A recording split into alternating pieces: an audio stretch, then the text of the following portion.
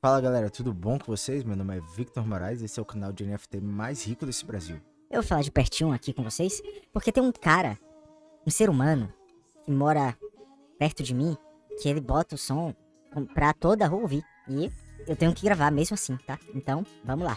Então, por isso que eu vou falar um pouco mais perto de vocês, beleza? Então, hoje vamos falar sobre a Solana. A Solana, ela deu um susto nos seus investidores, em todo mundo, na verdade, né? E depois do que houve com a Luna, todos os projetos e todos os olhos do mundo cripto voltaram para as inseguranças que esse mercado ainda gera. Falando em segurança, a gente vai comentar aqui e fazer alguma análise do que pode ser feito com relação à Solana, que chegou com um algoritmo de consenso muito interessante, muito inovador, e agora está sendo posta à prova para que possa provar justamente o seu valor. E isso termina influenciando diretamente o Star Atlas. Quem acredita no projeto e quer saber mais sobre o que a Solana pode influenciar no futuro do Star Atlas, você veio ao lugar certo.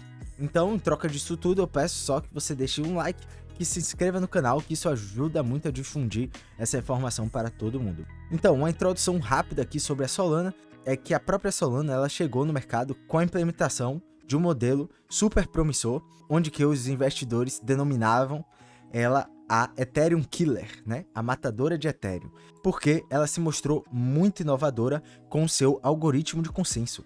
Teoricamente, ela tinha pegado Proof of Stake e implementado uma nova tecnologia que consiste em um modelo de prova de história, adicionando uma marcação de tempo para que os nós fossem validados com maior rapidez e com maior escalabilidade. Em detrimento disso, eles abriram mão de descentralização. Então, a rede da Solana, a blockchain da Solana ainda está centralizada. E isso é um prato cheio para problemas, né? Então, diferente da Ethereum, da Cardano e da Polkadot, que usam Proof of Stake limpo, clássico, como eu diria, a Solana resolveu inovar e adotar um algoritmo de consenso muito mais inovador e que também, por consequência, é muito mais perigoso. Então, deixa seu like que você vai saber agora quais são os reais riscos, mesmo que o Star Atlas ele consiga ser bem sucedido, se a Solana não for bem sucedido, vai prejudicar e provavelmente isso vai estar incluído no preço do Star Atlas. Esse risco a mais estará com certeza incluído em um novo risco que é a Solana.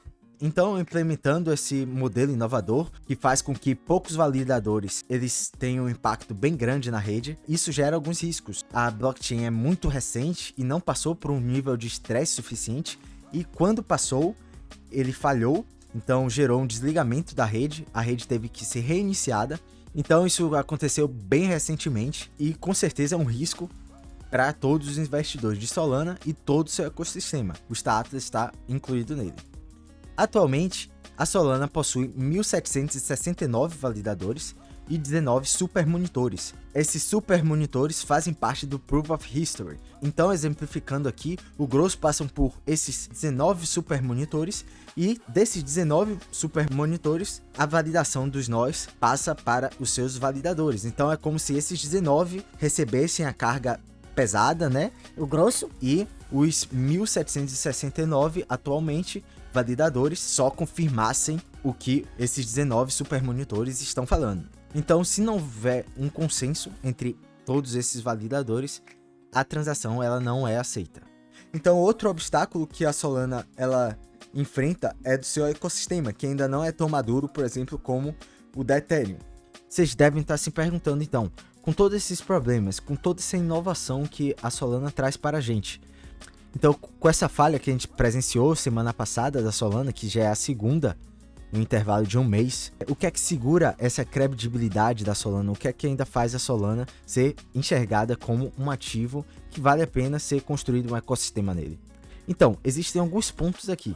Primeiro, uma parceria com uma das corretoras que mais crescem no mundo, que é a FTX, através da sua corretora principal e também da Serum, que é uma FTX descentralizada. Então, a FTX decidiu rodar uma DEX, que é uma corretora descentralizada, dentro da blockchain da Solana, e o que traz muita credibilidade, porque a FTX já está totalmente capitalizada e também é um grande player no ecossistema cripto em si. Se a FTX ela escolheu a Solana, foi por confiar muito no projeto e entender também que podem ocasionar falhas nesse processo, e o que todos nós estamos presenciando. Então, a segunda coisa também que traz credibilidade para a rede da Solana é que existem alguns tokens que possuem muita liquidez e que também estão integradas à sua blockchain. Tokens como a Tether, a USDC e também a Chainlink, que age como oráculo para a rede da Solana. Oráculo significa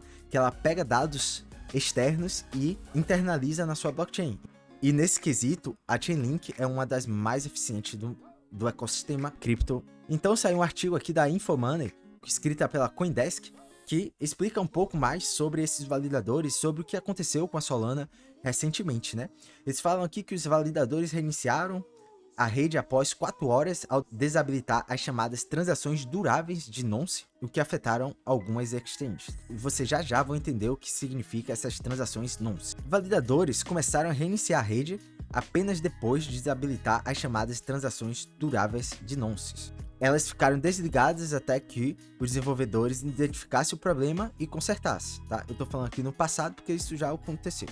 Esses nonces duráveis representavam uma porcentagem muito pequena das transações da Solana, mas mesmo assim, o que foi suficiente para eles reiniciarem a rede. Porcentagem pequena, mas muito importante. Esse bug provavelmente existe há um tempo, mas nunca se tornou um problema porque não é algo que a maioria das pessoas usam, afirmou Fedra.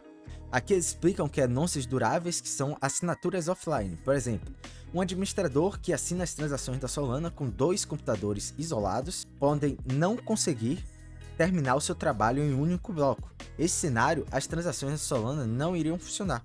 Nonces duráveis dão mais tempo ao detentor do token. Então, resumindo aqui, é uma transação offline que dá mais tempo a esses validadores conseguirem atestar a validação de um bloco que funciona para uma transação ocorrer, e se isso não acontecer devido à grande velocidade que é essa escalabilidade da Solana, então dá uma rapidez muito grande para que possam aprovar transações, esses nonces duráveis eles dão mais tempo offline para que os validadores consigam fazer a transação funcionar. Então, teve uma falha para lidar com os nonces duráveis, que em vez de tratá-las como uma única transação, então deu uma transação, ou seja, um valor A passou para o valor B em 2 blocos distintos. Então, isso daria uma duplicação, não é que duplicou o dinheiro, mas duplicou a transação em 2 blocos, ou seja, 2 blocos ficaram com a mesma informação, mas como existe uma base da blockchain que a próxima transação tem que ser legítima para que as outras continuem sendo legítimas, então isso ocasionou em uma situação impossível que quebrou o mecanismo de consenso da blockchain. Então ela teve que ser reiniciada. E aqui o desenvolvedor falou que não haviam desencadeado dessa forma antes, então isso nunca tinha acontecido. E nesse período a Solana perdeu 9,6% do seu valor de mercado e ficou cotada por volta de $40. E o impressionante é que ela já chegou a custar mais de $200. Então isso não foi o motivo para que a Solana caísse tanto, mas ajudou e muito para que a Solana perdesse um pouco da credibilidade, que é mais do que o valor em si, e isso prejudicou muito a Solana. E também, por sua vez, prejudicou os Atlas. Então, existem alguns fatores dando indicativos que a Solana pode sim ter uma boa inovação. Se ela conseguir contornar todos esses problemas que ela vem tendo, ela pode sim ser uma solução no mercado temporária que pode conseguir a adoção, inclusive, da indústria de jogos, que eu não vejo nenhuma outra blockchain tão escalável assim que possa abrigar jogos pesados e jogos que precisem de bastante processamento de dados e velocidade. Então ela pode ser sim um trunfo para os Atlas, como pode ser também a derrota dos Atlas no mundo cripto. Então, se os Atlas for bem sucedido, a Solana é capaz de arruinar todo o projeto dos Atlas se ela não for bem sucedida. Por outro lado, os Atlas também têm a capacidade de trocar de blockchain, como aconteceu, por exemplo, com o X-Infinity. O X-Infinity ele utilizava da Layer 1, a primeira camada da Ethereum, e depois migrou para a Ronin, e foi muito bem assertiva nisso. Então, nada impede também dos Atlas. Claro que vai ser uma dificuldade enorme, porque a Solana já é uma Layer 1, então já é uma primeira camada. Para ter mais segurança, não adiantaria ir para uma segunda camada da Solana, teria que migrar para outra blockchain. E isso demandaria muito mais esforços e tempo do que, por exemplo, o Axie Infinity foi a transição para Ronin. Tá? Só para exemplificar um pouco mais a respeito de investimento, se você ainda deve ficar confiante com a Solana, por exemplo, eu tenho aqui um gráfico de receita total versus preço da Solana. O preço em relação à receita, ela está em patamares de 2021, onde a gente tinha aproximadamente 1.200.000 de receita para um preço de $59. Agora a Solana tem 1.800.000 de receita para praticamente o mesmo preço. É ver um fluxo de caixa bem maior aqui no ano de 2022 comparado ao de 2021, precificada da mesma forma. Então a gente pode ver aí uma assimetria que possa fazer diferença quando o mercado virar. Então, me diga aí o que é que vocês acham. A Solana vai conseguir ser bem sucedida? E se ela for, o Status vai acompanhar?